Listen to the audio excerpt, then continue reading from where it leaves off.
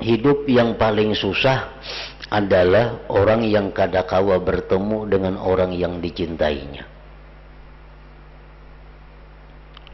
Kayak apapun inya sugihnya, kayak apapun inya hibatnya, tapi kalau inya kadakawa bertemu lawan orang yang dicintainya, hidupnya menjadi susah.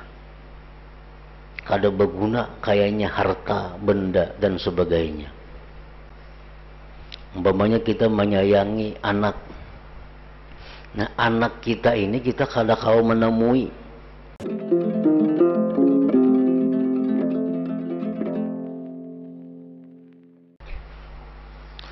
Makna kalam Al-Imam Al-Ghazali rahimahullah wa nafa'ana bi'ulumih.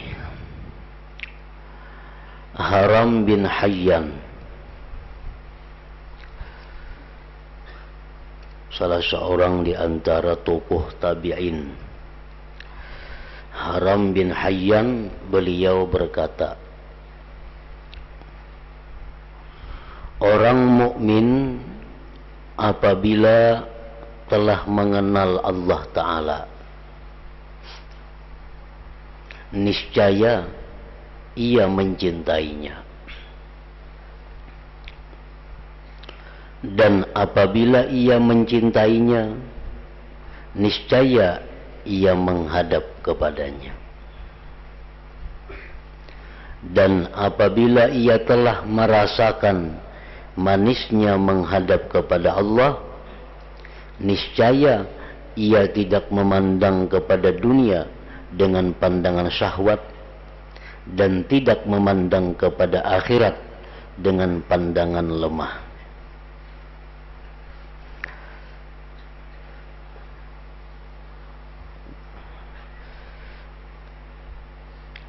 Jadi maksud daripada Al-Imam Haram bin Hayyan ini adalah bahwasanya cinta kepada Allah itu merupakan buah daripada ma'rifatullah.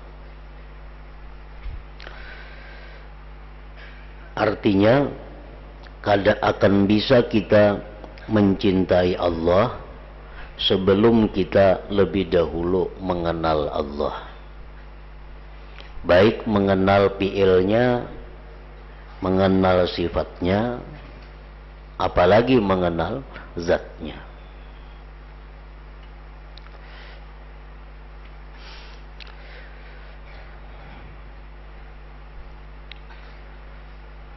Mengenali Allah Subhanahu wa ta'ala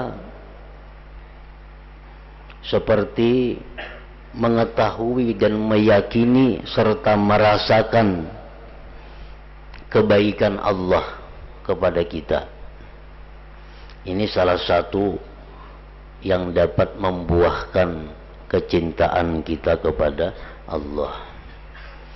Kita meyakini, mengenali, merasakan kebaikan Allah kepada kita. Mulai diciptakannya kita, dipeliharanya kita, diberi rezekinya kita, dilindunginya kita, sampai seterusnya. Nah, apabila kita mengenali itu dan merasakan bahwa semua itu adalah dari Allah Subhanahu wa ta'ala, maka mau kada mau kita pasti mencintai Allah Ta'ala, selama akal dan hati kita ini sihat. Karena ujar Nabi kita, jubilatil qulub ala hubbi man ahsana ilaiha. Tabiat hati mencintai kepada orang yang berbuat baik kepadanya. Itu tabiat hati. Nah, tabiat hati mencintai, menyukai kepada orang yang berbuat baik kepadanya. Nah, sedangkan kalau kita tafakur, kalau kita merenung, ternyata orang yang paling berbuat baik kepada kita itu adalah Allah Subhanahu wa ta'ala. Orang yang paling berbuat baik kepada kita adalah Allah. Nah, kalau kita mempunyai hati, mau kada mau hati kita itu pasti mencintai kepada Allah, karena Allah jualah yang berbuat baik kepada kita ini. Nah, itu sebagian dari yang dimaksud dengan perkataan Imam Haram bin Hayyan tadi, orang mukmin apabila telah mengenal Allah Ta'ala, niscaya ia mencintainya. Dan apabila ia mencintainya, niscaya ia menghadap kepadanya. Itu sudah tentu orang yang mencintai sesuatu pasti kada hendak jauh dengan sesuatu itu. Pasti selalu hendak dekat dengan sesuatu itu, pasti hendak selalu berkomunikasi, berhubungan dengan yang dicintainya itu. Nah, dan apabila ia mencintai Allah, niscaya ia menghadap kepadanya.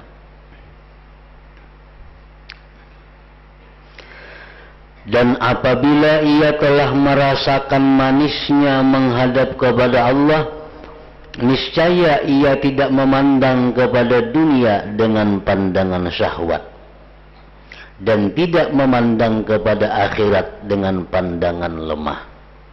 Manisnya menghadap kepada Allah itu menyusahkan dirinya di dunia dan menyenangkannya di akhirat.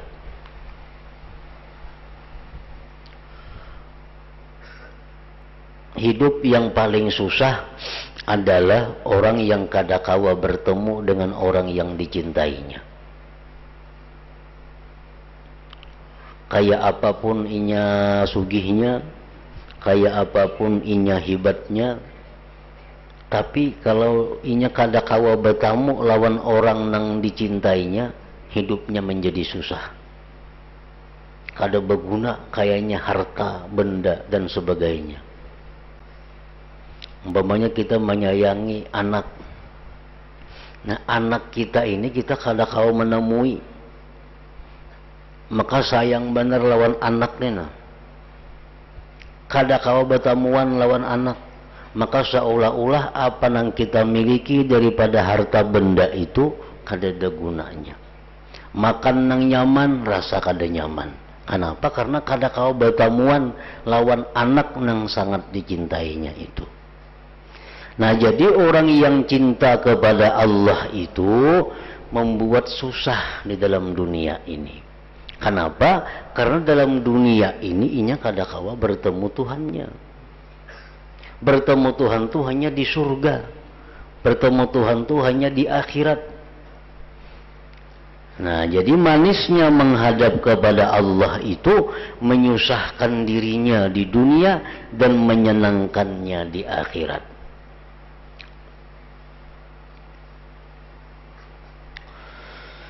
Yahya bin Mu'az berkata, kemaafan Allah itu menenggelamkan dosa. Artinya kayak apa aja kita berisi dosa, lawan Tuhan amun dimaafkannya, habis sudah. Kayak apa aja gananya dosa, amun dimaafkannya, tenggelam dosa itu. Maka bagaimanakah keridaannya? Apalagi kalau Allah itu ridha dengan kita. Keridaan Allah menenggelamkan angan-angan. Kalau kita ni orang yang diridai oleh Allah, apa yang kita angan-angan diadakan oleh Allah. Apa yang kita cita-citakan diwujudkan oleh Allah. Kalau kita menjadi orang yang diridai olehnya.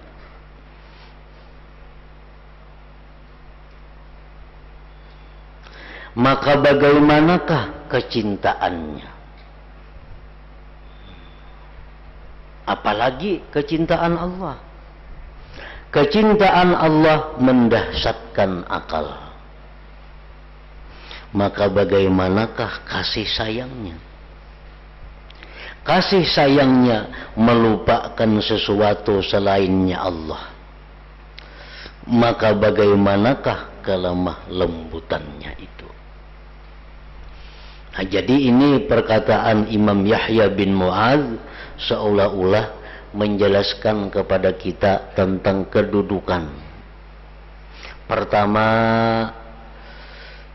yang kita cari daripada Allah itu kemaafannya, karena kita banyak salah. Selama ini banyak berpaling daripada Allah, banyak kada menghiraukan perintah Allah, banyak melanggar larangan Allah, banyak kada mensyukuri nikmatnya, seringkali kada sabar dengan balanya. Nah, yang pertama kita cari dulu kemaafan Allah. Bila mana Allah sudah memaafkan kita, dosa-dosa tadi sudah bersih, sudah habis.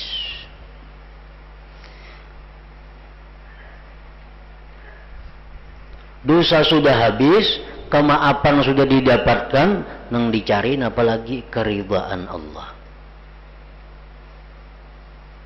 Nang dicari keridhaan Allah.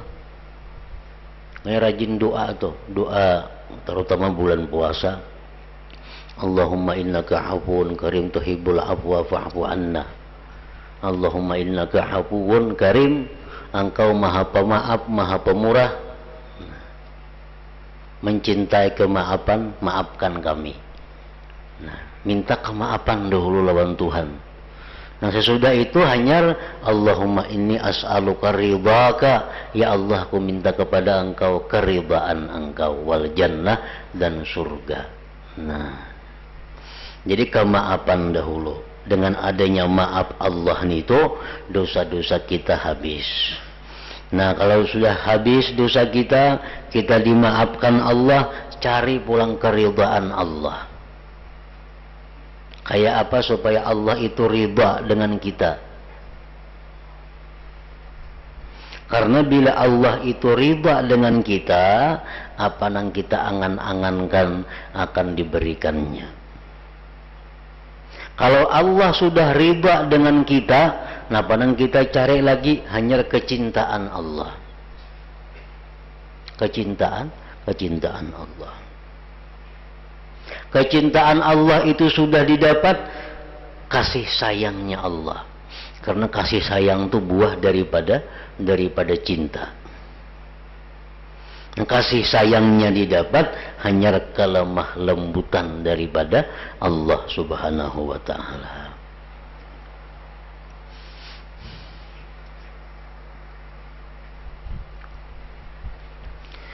Dalam istilah lain artinya kemaafan Allah itu maksudnya adalah membersihkan diri dari sifat yang tercela. Nah, kita bersihkan diri kita dari sifat yang tercela. Itu istilah daripada kemaafan Allah.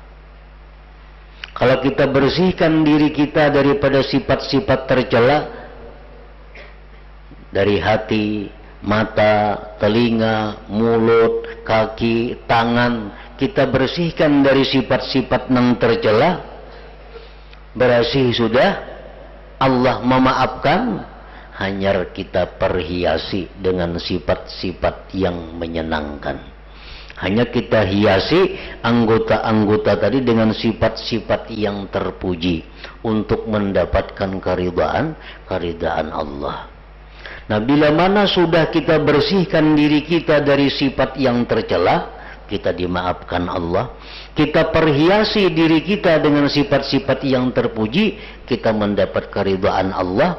Nah, setelah itu hanya kita menjadi orang yang dicintai oleh Allah Subhanahu wa ta'ala.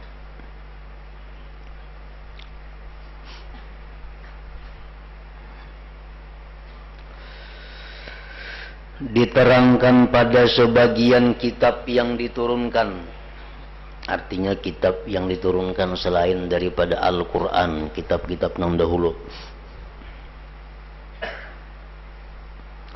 bahwasanya Allah Ta'ala berfirman, hambaku, aku dan hakmu bagimu itu mencintai, maka dengan hakku atas engkau jadilah engkau orang yang mencintai kepadaku. Nah, jadi mencintai itu kadakawa diusahai. Kita kadakawa hendak mencinta akan lawan seseorang tuh kadakawa. Kita tuh kadakatuju atau kada cinta lawan seseorang, kawala kita hendak mencinta-cinta akan kadakawa. Nah demikian pula lawan Allah, kita kadakawa mencinta akan diri kita kepada Allah. Kalau kita kadang mengenali sifat-sifat keelukan, sifat-sifat kelembutan, keindahan daripada Allah Subhanahu wa Ta'ala. Selama ini yang kita kenal Allah ini adalah pemberiannya, nikmatnya, siksanya. Selama ini kita lawan Allah Ta'ala itu hanya takutan lawan berharap. Takutan masuk neraka, takutan disiksanya, takutan diberinya bala, takutan diberinya musibah. Nah kita kenalnya Allah hanya lewat situ.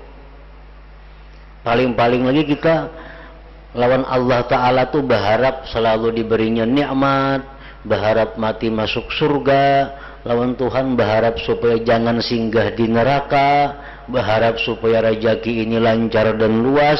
Nah lawan Tuhan hanya dua itu, takutan lawan berharap. Karena yang kita tahu dari Allah hanya itu. Padahal yang lebih penting lagi, yang lebih tinggi lagi daripada dua perkara itu adalah bagaimana kita supaya bisa mencintai Allah Ta'ala itu. Bukan hanya sekedar mengharapkan, bukan hanya sekedar takut.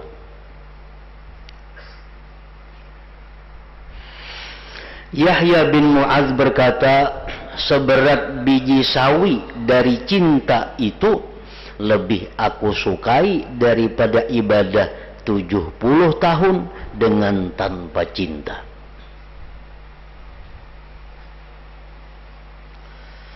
Selama ini kita adalah menjunjung perintah Allah itu karena cinta kepada Allah.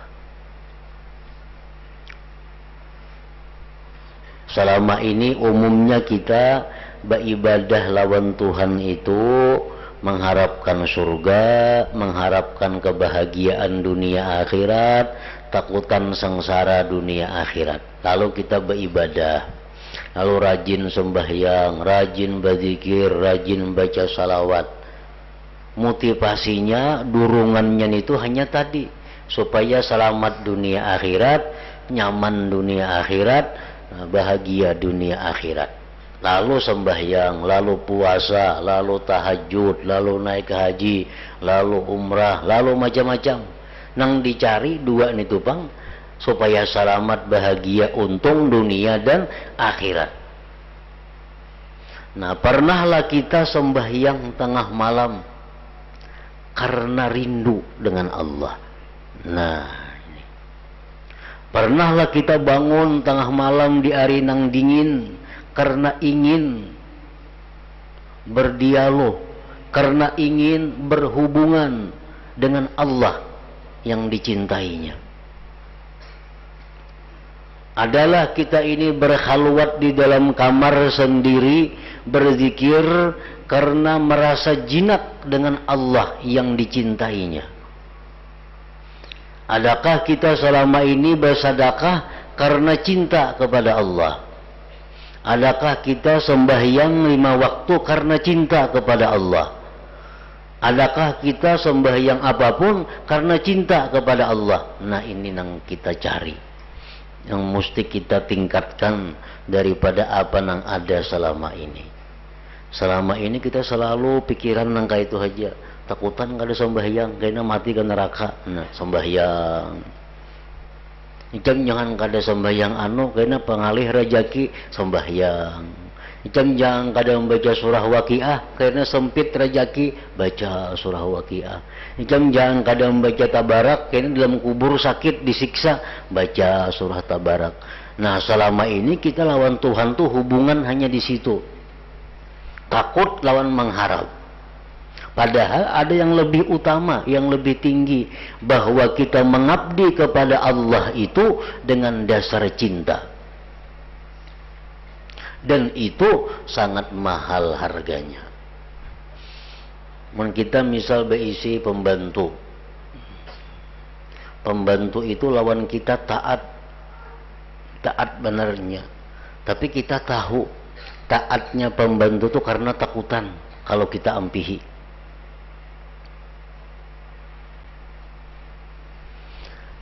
Pembantu nang saekong ini taat lawan kita, taat benar juga.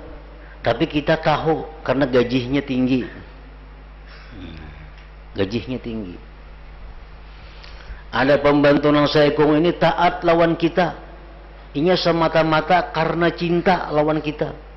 Apa nang kita suruh hakun, apa nang kita maksud inya mengerjakan tanpa diupah, tanpa diancam, karena semata-mata inya cinta lawan kita. Nah, terhadap tiga pembantu ini, mana yang paling kita sayangi, mana yang paling kita muliakan? Pembantu yang pertama, rajinan karena takutan lawan kita. Pembantu yang kedua, rajinan karena mengharapkan upah kita. Pembantu yang ketiga ini rajinan karenanya cinta lawan kita. Nah, mana yang paling kita sayangi antara tiga itu?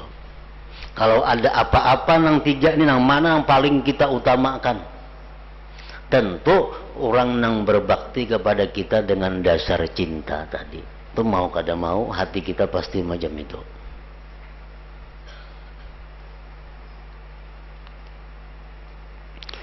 Nah, itulah Allah Subhanahu wa Ta'ala.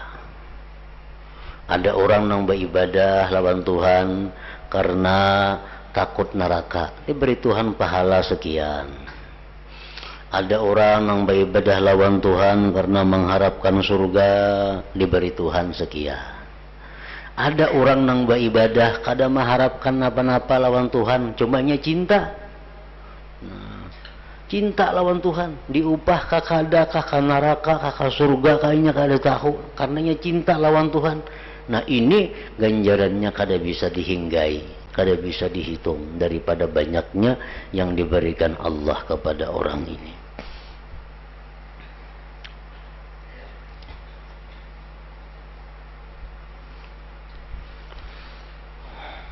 Yahya bin Mu'adz berkata, seberat biji sawi dari cinta itu lebih aku sukai daripada ibadah 70 tahun dengan tanpa cinta.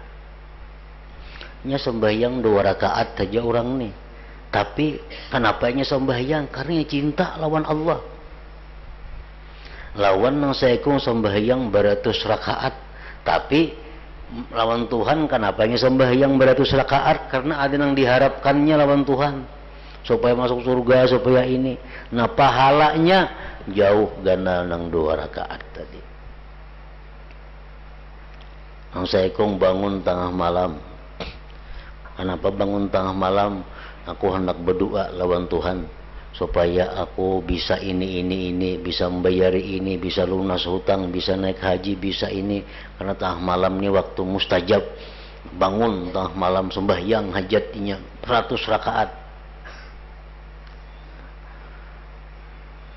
Ada nang saekong ini, inya bangun tengah malam, baudu sembahyang cuma 2 rakaat. Tapi kada ada apa-apa, hanya karena cinta kepada Allah. Inya kapingin menghadap Allah.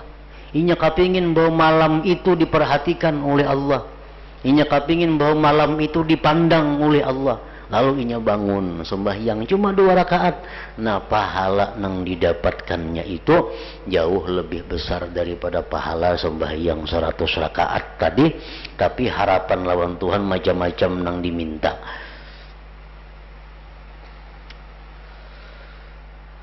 seberat biji sawi dari cinta itu lebih aku sukai daripada ibadah 70 tahun dengan tanpa cinta.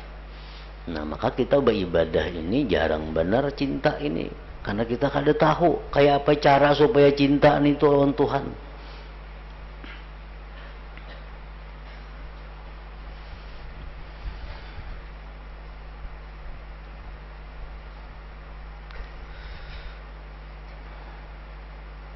Jadi sekali beribadah, sekali aja beribadah, tapi dasarnya karena cinta, pahalanya lebih ganal daripada beribadah 70 tahun tapi kada ada cintanya. Takutannya aja ada lawan Tuhan, harapnya aja ada lawan Tuhan, kada ada cintanya. Nah, ketinggalan ibadah itu, kualitasnya, mutunya ketinggalan dengan orang yang beribadah dengan dasar cinta kepada Allah.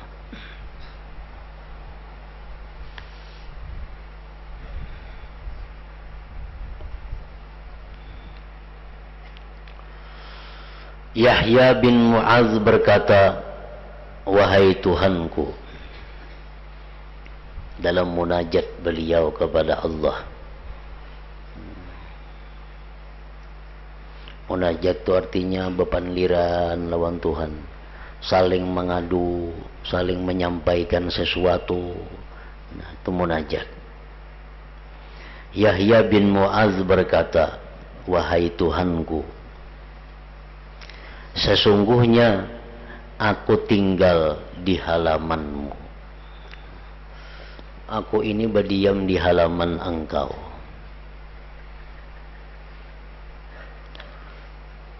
Alam raya ini adalah laksana halaman Allah. Aku tinggal di halaman-Mu, sibuk dengan memuji-Mu, sibuk dengan memuji-Mu. Dalam keadaan hina, Engkau ambil aku kepadamu. Dalam keadaan hina, Engkau ambil aku kepadamu. Artinya dahulunya jahil, sekarang Kau beri ilmu. Dulunya kada tahu tentang Tuhan, sekarang Engkau beritahu. Dahulunya kada tahu tentang nikmat, sekarang Engkau beritahu. Nah, dalam keadaan hina, Engkau ambil aku kepadamu. Engkau pakaikan kepadaku dengan ma'rifat kepadamu. Engkau beri aku pakaian ma'rifat. Engkau mungkinkan aku dari kelemah lembutan-Mu. Engkau rasakan aku kelemah lembutan-Mu. Engkau pindahkan aku dalam keadaan-keadaan, dalam keadaan nikmat, dalam keadaan yang kada menyenangkan, dalam keadaan ibadat, dalam keadaan yang kada ibadat. Engkau pindahkan aku dalam keadaan-keadaan. Engkau bulak-balikkan aku dalam amal-amal secara tertutup, tobat, zuhud, rindu, ridha, dan cinta yang Engkau minumkan kepadaku dari telaga-Mu. Engkau biarkan aku dalam taman kebun-Mu menjalankan perintah-Mu yang tergantung dengan firman-Mu. Dan manakala tumbuh kumisku dan telah kelihatan keberuntunganku, maka bagaimana aku hari ini berpaling darimu dalam keadaan besar, dan telah Engkau biasakan ini daripadamu dalam keadaan kecil. Artinya sekarang aku sudah dewasa, sekarang aku sudah mulia, kada mungkin aku meninggalkanmu, berpaling daripadamu ya Allah. Setelah sekian lama Engkau berikan aku berbagai macam kenikmatan-kenikmatan tadi. maka bagiku tidak tinggal aku di sekitarmu gerakan yang tersembunyi. Tidak ada yang tersembunyi gerakan-gerakanku daripada engkau. Dan dengan tunduk kepadamu tidak tinggal suara yang tersembunyi. Tidak ada suara-suaraku yang tidak kau dengar, ya Allah. Karena sesungguhnya aku mencintaimu. Dan setiap orang yang mencintai itu tergantung dengan yang dicintainya. Orang yang mencintai itu sangat tergantung kepada orang yang dicintainya. Nah, kalau kita mencintai Allah, kita tergantung kepada Allah. Beruntung. Kalau kita mencintai dunia, kita tergantung dengan dunia. Sedangkan dunia tidak abadi. Dunia akan habis, berarti habis gantungan kita. Kalau kita tergantung kepada manusia, manusia bakal mati, maka matilah gantungan kita. Nah, kalau kita mencintai Allah, kita tergantung dengan Allah, dan Allah adalah maha abadi. Dan setiap orang yang mencintai itu tergantung dengan yang dicintainya, dan dipalingkan dari yang tidak dicintainya. Dan ujar Imam Ghazali, sungguh datang keterangan pada hadis-hadis dan asar-asar tentang cinta kepada Allah Ta'ala, apa yang tidak masuk dalam hitungan orang yang menghitung. Artinya sangat banyak hadis-hadis daripada Rasulullah Sallallahu Alaihi Wasallam, sangat banyak asar-asar daripada para sahabat yang menerangkan kecintaan hamba kepada Allah Subhanahu wa Ta'ala, dan bahwa bisa artinya terjadi seorang hamba itu mencintai Allah. Karena ada pendapat ulama yang pendapat ini ditolak, mengatakan bahwa kita kada bisa mencintai Allah itu, karena lain jenis dengan Allah. Kalau ada di Quran, di hadis tentang cinta kepada Allah, itu artinya menuruti perintahnya, menjauhi larangannya. Itulah cinta kepada Allah. Nah, ini pendapat ditolak. Pendapat yang benar itu memang ada, bahwa cinta hamba itu kepada Allah. Bahwa ada hamba itu yang mencintai kepada Allah. Sebagaimana banyak hadis yang menyampaikan dan perkataan para sahabat tadi. Dan yang demikian itu perkara yang jelas, dan hanya saja yang tidak jelas adalah dalam mentahqiq, memastikan, memantapkan maknanya. Hamba itu cinta kepada Allah itu ada dan jelas. Cuma yang masih belum jelas, yang perlu kita pelajari, yang perlu kita bahas, bagaimana artinya cinta bagi seorang hamba kepada Allah. Apakah sama antara seorang hamba mencintai dengan hamba yang lainnya? Nah, tinggal lagi yang kita ketahui adalah bagaimana maksudnya, bagaimana artinya cinta hamba kepada Allah. Kalau hamba cinta kepada Allah itu ada dan banyak, dikisahkan oleh Nabi, oleh para sahabat. Sudah jelas saja bahwa hamba itu bisa mencintai Allah. Cuma maknanya macam apa? Apakah kita cinta kepada Allah sama dengan kita mencintai bini anak kita? Apakah nangka itu kamu dilnya atau lain? Nah, ini yang perlu kita cari, yang perlu kita bahas. Maka hendaklah kita menyibukkan diri dengannya. Hendaklah kita sibuk dengannya, mencari hakikat makna cinta seorang hamba kepada Allah Subhanahu wa Ta'ala itu.